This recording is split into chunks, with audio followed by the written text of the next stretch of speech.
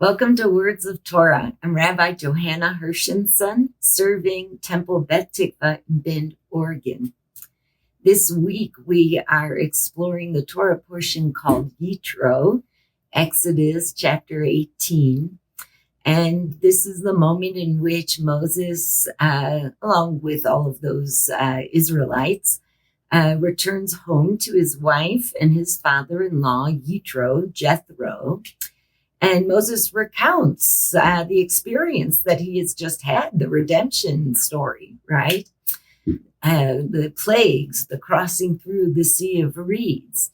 And the rabbis note that when Moses tells Yitro everything that has occurred, Moses doesn't just sing out the victory song and praise the miracles, right? Just last week, we were in Parashat Bishalach, the moment at the Sea of Reeds, when we are so moved by the miracle of our victory, our rescue as the waters crash in on the armies of Pharaoh, we break out in song and praise, right? By the time Moses reaches his father-in-law and his wife, he's telling the story with all the hardships that came along the way. And something about that can be informative as to how we tell, right, our stories. What are the hardships that we choose to tell when we tell our stories? What are the miracles, the wonders, the serendipities, the moments that we're so grateful for? How do we balance those with the hardships? Do we lean in one direction or the other, forgetting to tell the other? In the study of storytelling in terms of human experience, right? The way we tell our stories reveals the way we relate to, right, the experiences that we have in life. There is a idea in Musar, the Jewish character development tradition and character trait practice tradition, in which we learn that truth is one thing and how we perceive it and take it in is yet another. And this idea, one teacher called Batya Galant calls truth perception. She says that truth perception, right, our seeking of truth and how our narrative impacts what we bring in to our awareness, truth perception demands of us the ability and effort to perceive reality in its fullness, taking in all we can so that we live our lives in an open state. The question of a seeker of truth that differs from a knower of truth is the seeker of truth says, what's going on? How can I understand this moment better? The knower of truth states what he or she perceives and is unaware of what he or she does not perceive. Like us all, even the knower of truth only knows what he or she knows and doesn't know what he or she doesn't know until he or she knows it. Truth perception is about a practice in which we try to take in more than what our eyes first see, what our ears first hear.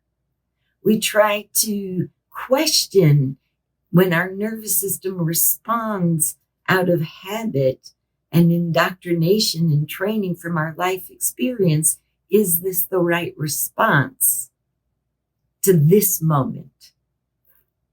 Truth perception is about understanding truth unfolds, and our relationship with it ebbs and wanes, right? truth perception, telling our stories in their fullness, being curious enough to pick up more. And in fact, I think that last Shabbat's national event, or in fact, people were watching from all over the world at Congregation Beth Israel outside of Fort Worth, Texas. We experienced, as the information unfolded and came right to our presence, fear of terrorism in a vacuum. Then we learned that, in fact, the hostage taker presented himself as a person in need.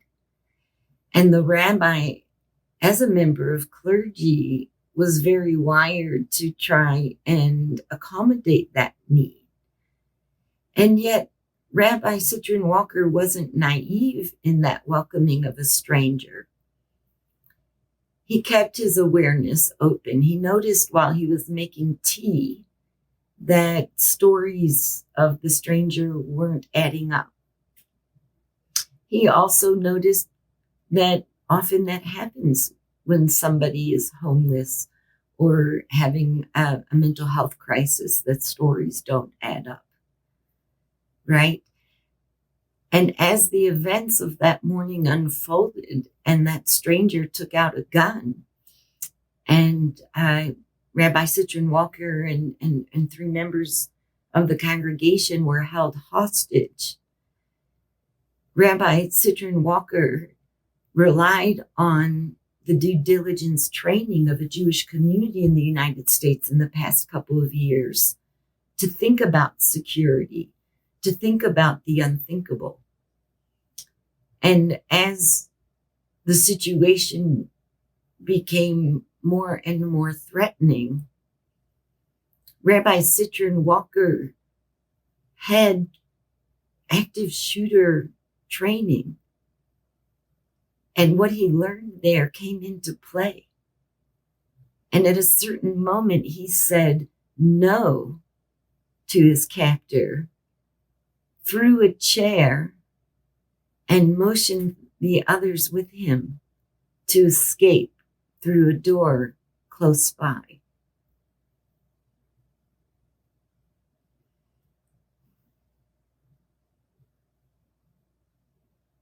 What more perfect example of the fact all we can do is our best to perceive what's going on in a given moment and remain open enough to allow that perception to evolve with the situation. In fact, Jethro, upon hearing Moses' story, is going to tell Moses, you can't do this alone. You need to create systems, a support system, leaders, educated, trained folk who can take some of the burden off your shoulders. And this is what we do in Jewish community. We adapt to the times. We keep our optimism, our faith in humanity, and we pay attention.